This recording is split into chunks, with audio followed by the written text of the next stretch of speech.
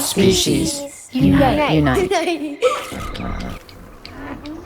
Now more than ever, a lot of farmers are caught in between this kind of industrial complex that is difficult to pay the bills with. So you got to get subsidies, and the very real problem of being exposed to all the chemicals that they have to use to make anything grow in soil that's been hammered and depleted.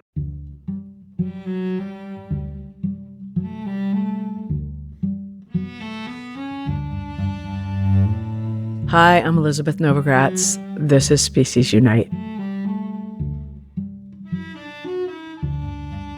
Today's episode isn't about animals.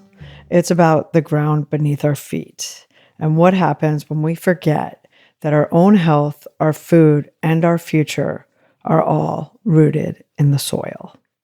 In his novel, Ordinary Soil, Alex Woodard tells the multigenerational story of a farming family in the Oklahoma Panhandle, tracing how decades of industrial agriculture and chemical dependence have unraveled both the land and the people living on it.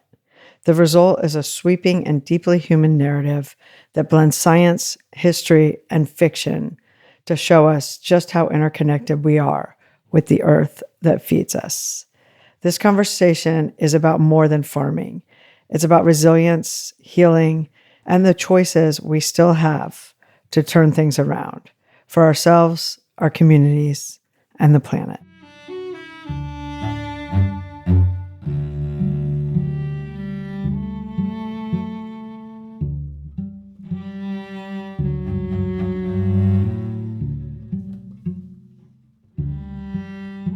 It's very good to have you here. Thank you so much, Alex, for doing this. I'm excited to talk to you. I read, and also the afterword in your book is how this idea came to you. Yep. And what made you start thinking about it? Will you talk about that? It was on a surf trip at the beginning of COVID, which we didn't know what COVID was at the time. It was like early March, I think. And I went with a very condensed group of guys on this surf trip because it's usually like 25, 30 people. And by that time, people were starting to kind of question what was happening. So by the time we went on this trip, there was like eight of us. And we're on this island in the South Pacific. And while we're there, California shut down.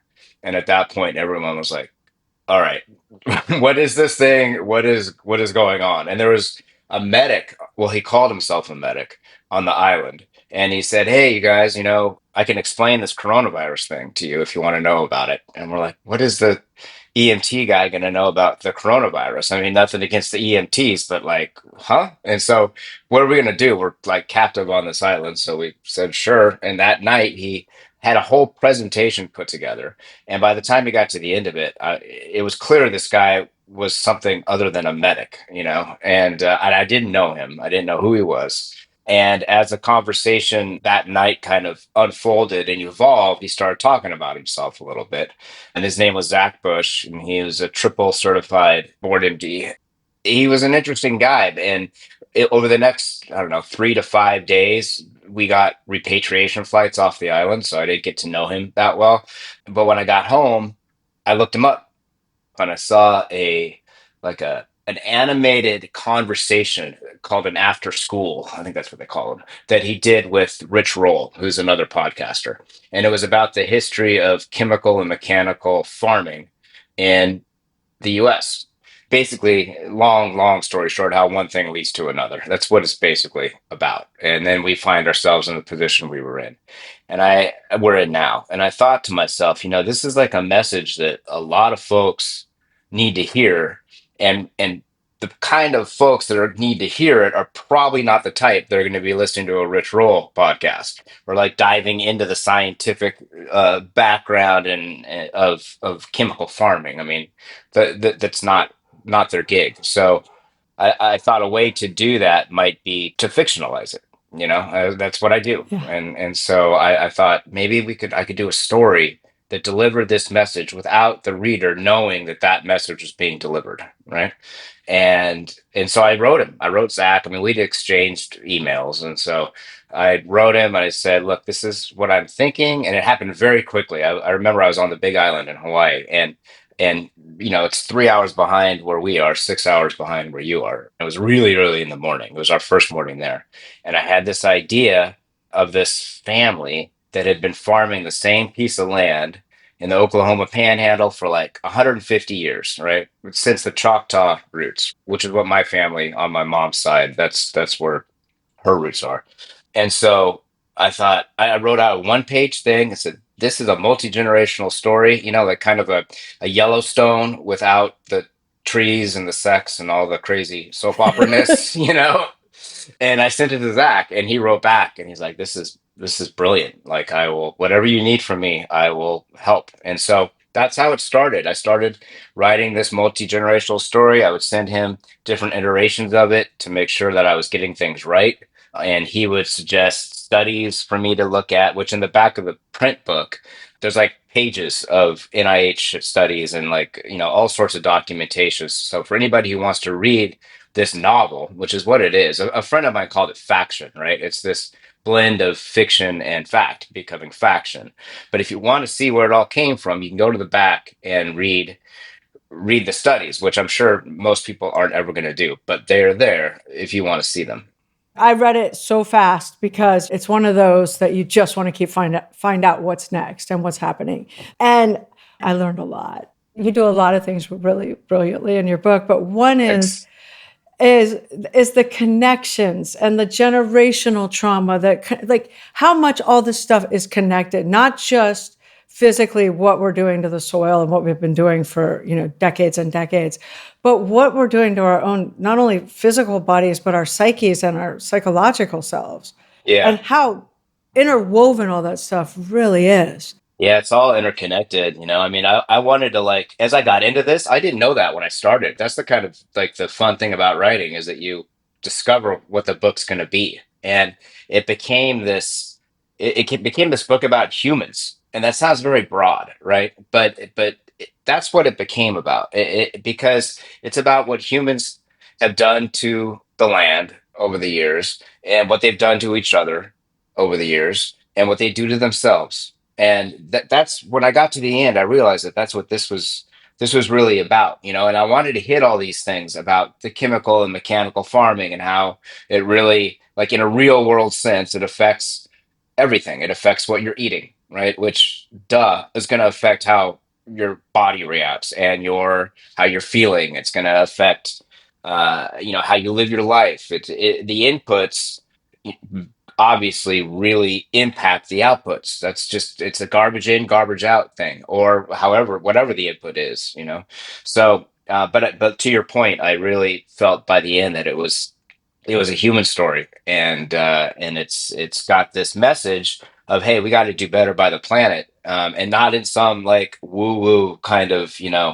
ecological Earth Day way, which is all great and everything, but like there's some very real things, real choices that you can make right now that would make a big difference, not only to your health, but to the health of the planet and the health of your neighbor. You start with Jake in modern times, right at a suicide attempt. Yeah. Which is a major problem with farmers in America. Yeah, I guess I would never have thought that they would be in that kind of position, but they are for a lot of reasons, now more than ever. A lot of farmers are caught in between this kind of industrial complex that is difficult to pay the bills with, so you got to get subsidies, and the very real problem of being exposed to all the chemicals that they have to use to make anything grow in soil that's been hammered and depleted, right? So they're in this real catch-22. In the beginning, when you first learn that Jake has all these problems, including opiate addiction, and he's obese and sick, and his father's got Parkinson's, his mother's got Alzheimer's. Right. I certainly didn't connect. Oh, this is all goes back. Yeah. If you really trace it back, it goes back to the soil and the chemicals and what's been happening. And to weave that throughout with then going into all the generations and watching the generations get sicker.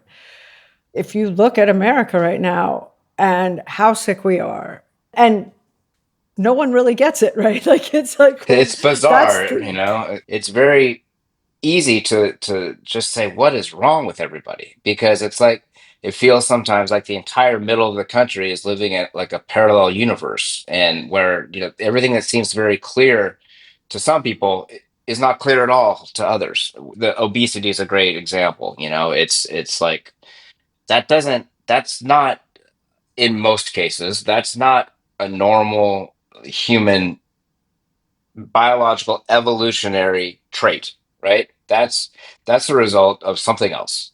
Made a big point about not assigning blame.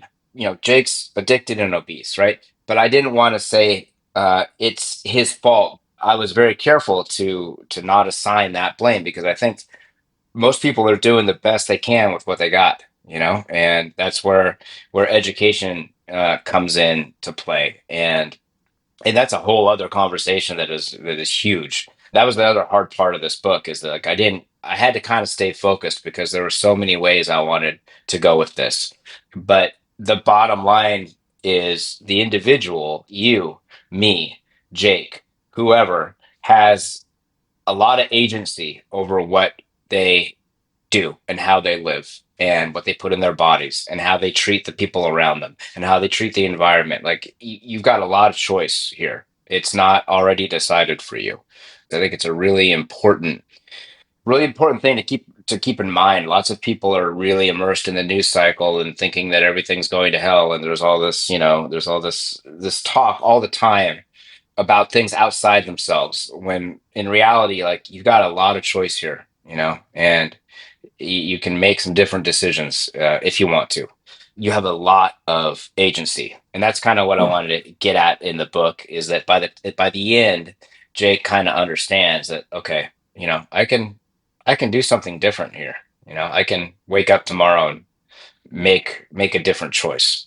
But it's not that easy if you're a farmer. If Yeah, you're a farmer, and this I think you illustrate so beautifully, is like how we went from the great great grandfather in the book, Aki, is that his name? Aki? yeah. Farming completely holistically, three vegetables, beautiful, healthy, give back to the earth, to everything being kind of greed and financial and industrial and only farm corn and wheat and use tons of chemicals where we are now. But that happened fast and slowly. But it was a nonstop train. Like it was a train that nobody could really slow down because everyone finally started making money. Farmers were doing pretty well at one point. Like there was definitely a golden age for this stuff. Oh, And for then sure. Yeah. it just went to shit. Yeah, I think that there was definitely a golden age, but the physical toll that took on the soil and this sounds so strange to say soil in this like it makes such a big difference to things, but that's what you're eating is coming from. I mean, I know you know that, but like that is the most basic element. It's like water. And so I think by the time that golden age had kind of passed, it was, I mean, we'd been hammering and hammering and hammering the ground, and it said no more. You got to give me fertilizer, right? And so you have to give the ground fertilizer, and then everything grows, weeds and all that stuff grow that you don't want in addition to your crops. So you got to hit it with a pesticide or an herbicide, right? It's just this crazy cycle that happens. And listen, like we have 4 acres here where we live, right? And I've got a cornfield in the back where I this year I did the three sisters, corn, bean, and squash. So you plant the corn, it comes up, and the beans like use the corn stalks for support, and then they grow up the corn stalks, and then the squash like spreads all over the ground and protects the ground, the earth. And this is to your point of like it's not easy for these farmers. Like it was hard.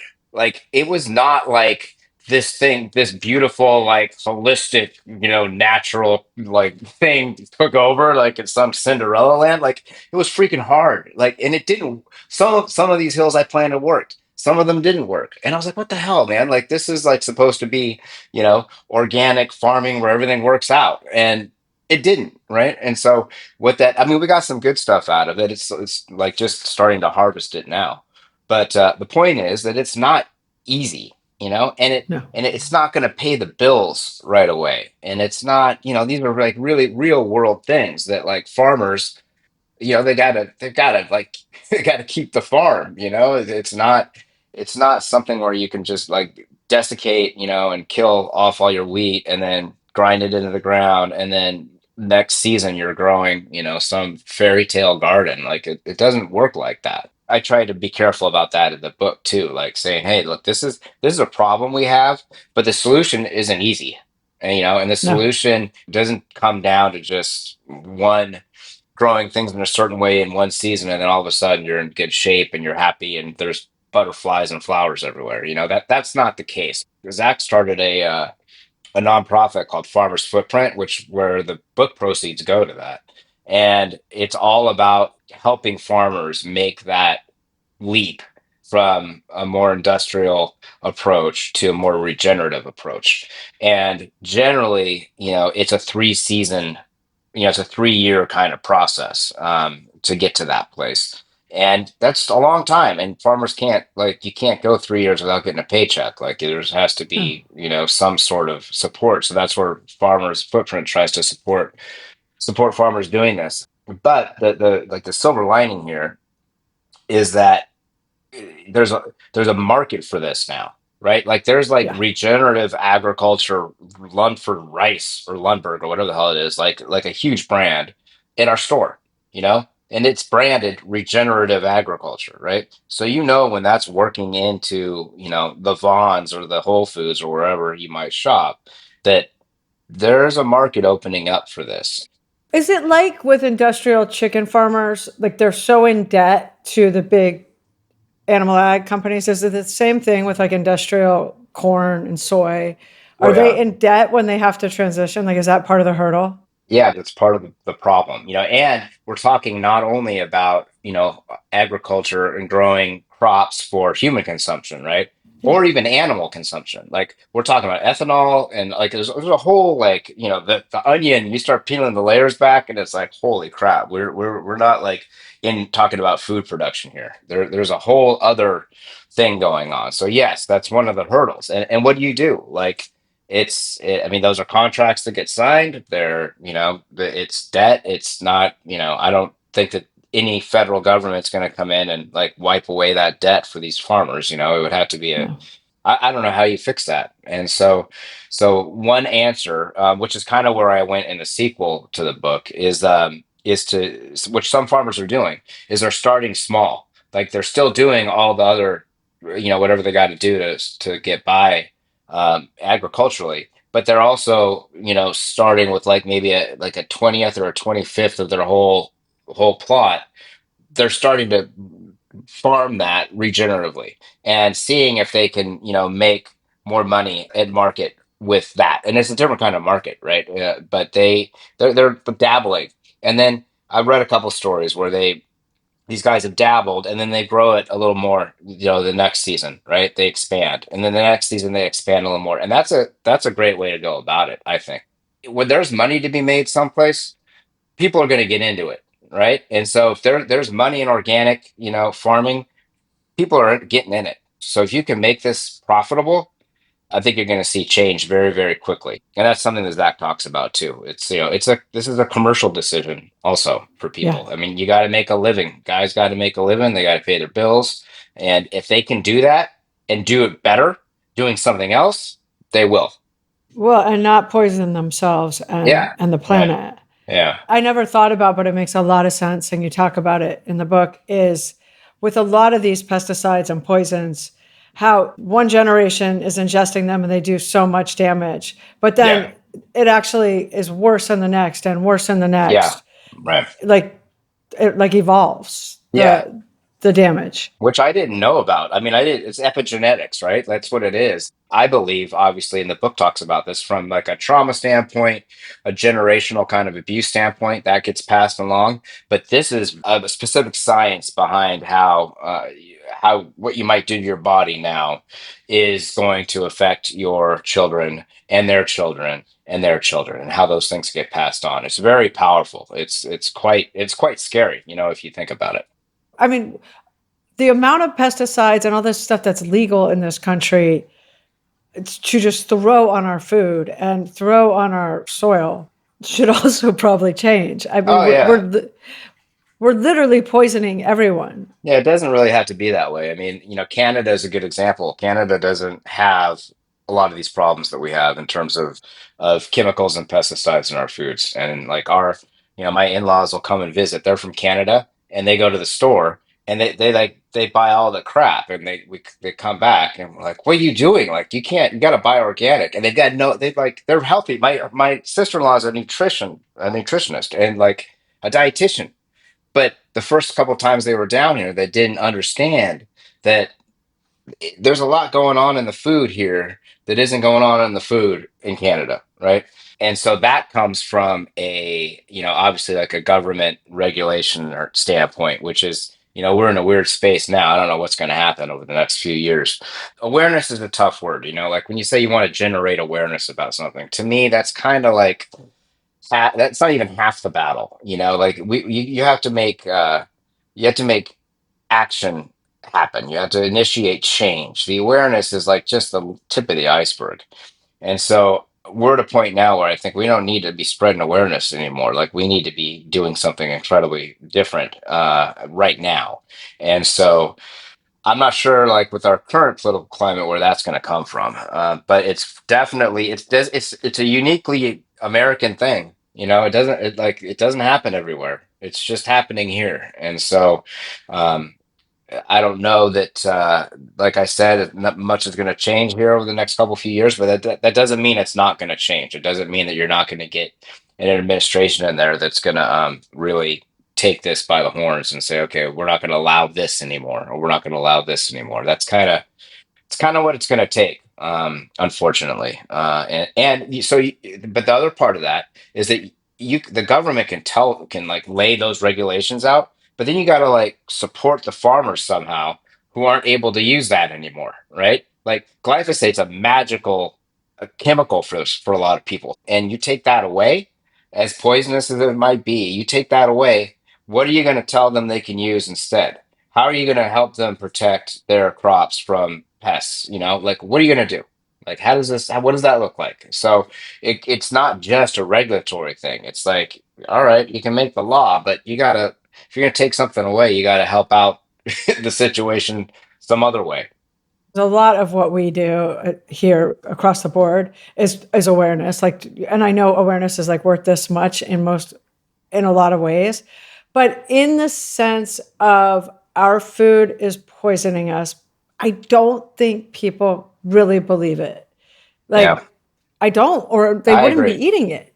Right. Like if you wouldn't be drinking poison or whatever, you would, like if Yeah, something was right. labeled poison, yes, awareness doesn't do a whole lot on one hand, but on another hand, there has to be a bigger association with like this is actual poison and it's going to give your children horrible diseases. It's going to Right. give you horrible diseases. It's going to destroy your life expectancy. Yeah. And my dad, who we were talking about earlier, and I've brought this up before, he's 88, but when he was around 76, he was dying of heart failure, like definitely going to die. And Right. my sister brought him to a heart doctor in California, who said, you have two choices. You can either go vegan or die. And so he was a big time meat eater, never thought in his life he would be a vegan. Right. And at 76, he went vegan and he got 12, and now he's back in heart failure at 88. But he Right. got 12 years of travel all over the planet, just of real living, like, Right. That's a because he big choice. did. He made a choice. Like he And he did made it the because he loved choice. his life, Right. right? But when you tell people his story, because it's a great story of like, hey, if you eat healthier, it can actually, a lot of these diseases are preventable. People Hmm. are like, that's great for him. But the people, what I mean? Most people still don't. I have 4 brothers who have his same genes. None of them changed at all. That's interesting. So they saw what's happening to their dad, but it still Yeah, hasn't but it's just like impacted that's them. his thing, right? Huh. Yeah. Yeah, And that's so it's very interesting what it takes to get people to right. want to change. I think a lot of times, I mean, it's like it's with any addiction, like it's a rock bottom thing. Yeah. You can't make anybody do anything, and they have to do it themselves. And a lot of times that's the story in the book, right? Like Jake hits rock bottom, and Yeah. that I was very deliberate with that. Like I did that on purpose because I think that a lots of time it's great if you can make the change before you get there, but a lot of people, that's what it takes. But I do think that if you want a decent place for your kids and your grandkids and their kids, we're gonna have to do something, yesterday, basically. Absolutely. And this is very encouraging thing to think about your book in terms of how people individually can make change Right. and how we need to fight for big change, Yeah. as a country. Well, Alex, thank you. Thank you for putting this book out there. It was nice to meet you. Great to meet you. Thanks for doing this.